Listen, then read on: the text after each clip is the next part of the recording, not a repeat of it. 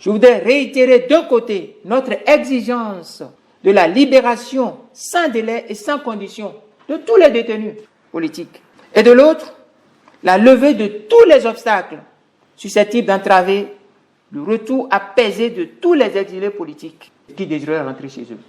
Personnellement, c'est pour nous des exigences incompressibles, tant pour le parti Restaurer l'Espoir que pour la résistance nationale, des exigences légitimes et incompressibles qui, rappelons-nous, ne doivent cependant en aucune façon signifier le solde en soi de la lutte pour les libertés, la réhabilitation de la démocratie, le rétablissement de l'état de droit, le solde de la lutte de résistance nationale en cours.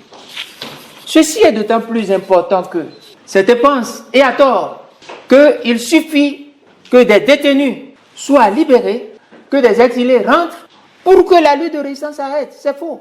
La libération des détenus politiques, je pèse les mots, la levée de tous les obstacles au retour apaisé de tous les exilés politiques, je pèse également les mots, sont pour nous des exigences non discutables, non négociables.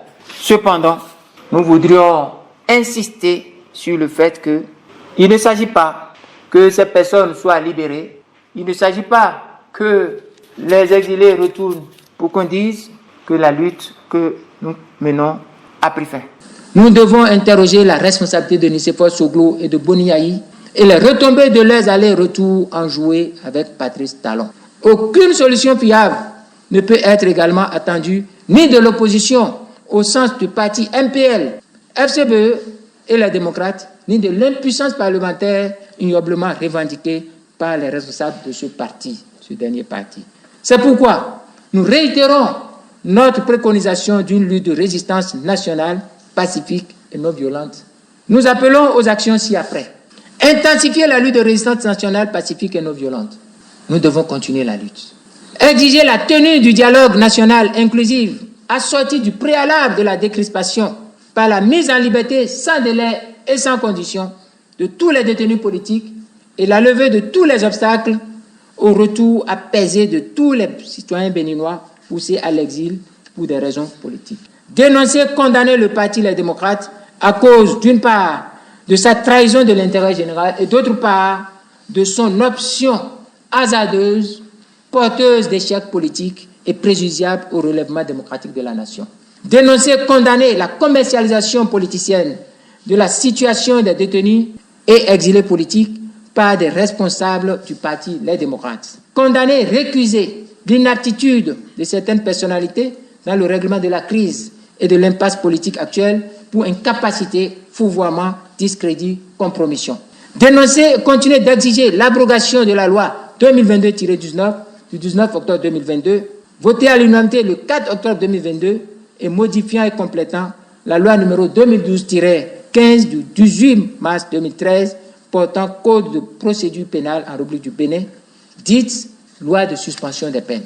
7. Appeler les forces politiques et civiles à se désolidariser du pouvoir dit de la rupture, de ces suppôts dont l'un est le parti Les Démocrates, et à rejoindre massivement la résistance nationale.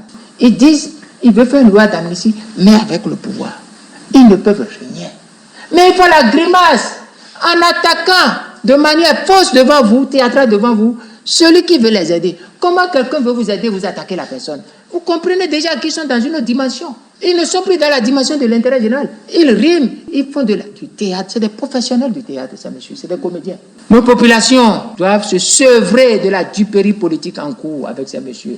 Et retenir les points ci-après. Premier point, que la dérive dictatoriale du pouvoir dit de la rupture n'a en rien reculé ou cédé et en tiré toutes les conséquences politiques en vue du resserrement des rangs de l'intensification de la résistance nationale. Ce pouvoir n'a cédé à rien. La lutte est intacte, totale.